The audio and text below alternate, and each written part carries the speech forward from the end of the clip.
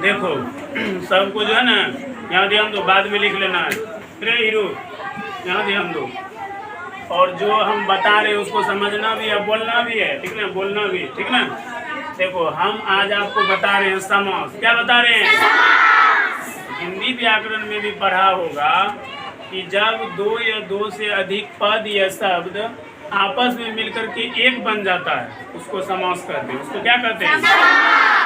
हम लिखे हैं इसका शाब्दिक अर्थ होता है संक्षेप होना, यानी कि 2-4 गो शब्द या 5 गो शब्द या अनेक शब्द मिलकर के एक हो जाता है। जैसे उदाहरण के तौर पर देखिएगा कि हम लोग कोसी एरिया में रहते हैं जी, नहीं रहते हैं कोसी एरिया में?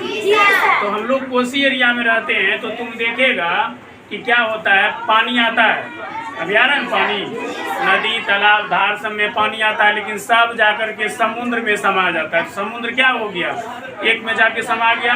उसी तरह से क्या हुआ, एक छोटा छोटा जो है शब्द मिल करके एक हो जाता है, जिसको संक्षेप कहते हैं हम लोग। संक्षेप हो जाता है, कट जाता है, तो जिसके कारण से देखो कहता है एक पदी भाव है समास है। एक पदी भाव है समास है। जब समास में कई पद मिलकर के एक बन जाते हैं तो उसे समास कहते हैं। यथा विलोक्तम प्रतिदिनम चो, कहता है ये सभी चीजें जो है एक बन जाता है, उसमें जो है ना एक बन जाता है, यानी कि बहुत सारे शब्द जो है मिल करके एक बन जाता है, उसको क्या कहते हैं? समास कहते हैं। जब एक बन गया तब इसका विग्रह किया गया। विग्रह करना मतलब अलग करना, विग्रह करना मतलब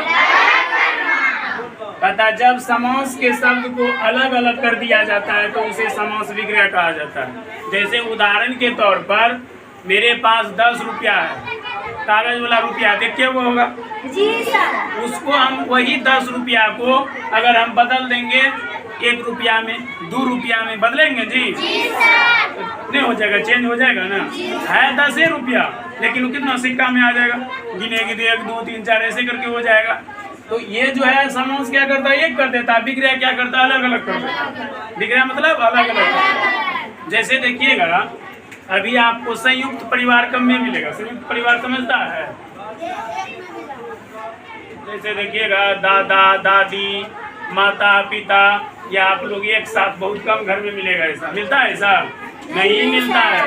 मतलब है लेकिन खाना अलग पकता है, देखा हो पकता है ना अलग। आपस में झगड़ा लड़ाई के कारण सब अलग अलग हो जाता है।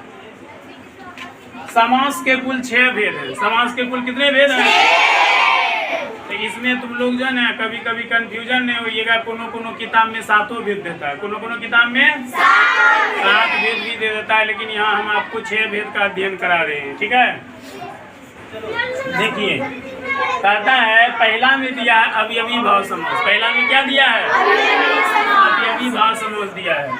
कहता पूर्व पदार्थ प्रधानो अवयवी भाव, यानी कि जिस समास का पहला पद अवयव होता है वो अवयवी भाव समास का, ठीक ना। सामने के पास हाथ में रखेंगे। कहता है कि जिस समास का पहला पद अवयव हो उसको अवयवी भाव समास कहेंगे। उसको क्या कहेंगे? फिर से रिपीट कर देते हैं। जिस समास का पहला पद अवयव हो उसे अवयवी भाव समास कहते हैं। यहाँ लिख भी दिए हैं, जिस समास का पहला पद अवयव हो उसे अवयवी भाव समास कहा जाता है। जैसे यथा कालम प्रतिदिनम, ठीक ना, यथाशक्ति थी नोट, इसमें प्रथम पद अवयव होता है। इसमें क्या होता है? प्रथम पद अवयव होता है। प्रथम पद का अर्थ की प्रधानता, इसमें प्रथम पद का ही प्रधानता होता है।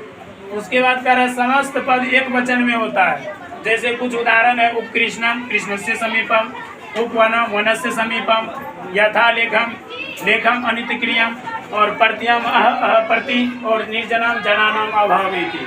ये सभी जो है समास के अवयवी भाव समास के हम 4-5 को उदाहरण दिए आपको, ठीक ना। तो इसको जो है आप लोग क्या कीजिएगा, इसको बारी बारी से बताएंगे। इसके बाद और भी समास है उसको भी बताएंगे। इसको जो है नोट कर लीजिएगा और इसको बार बार क्या करना है, रिवाइजिंग करना है, बनाना है, ठीक है। तो ये जो है आपको आज हम बताएं। Thank you.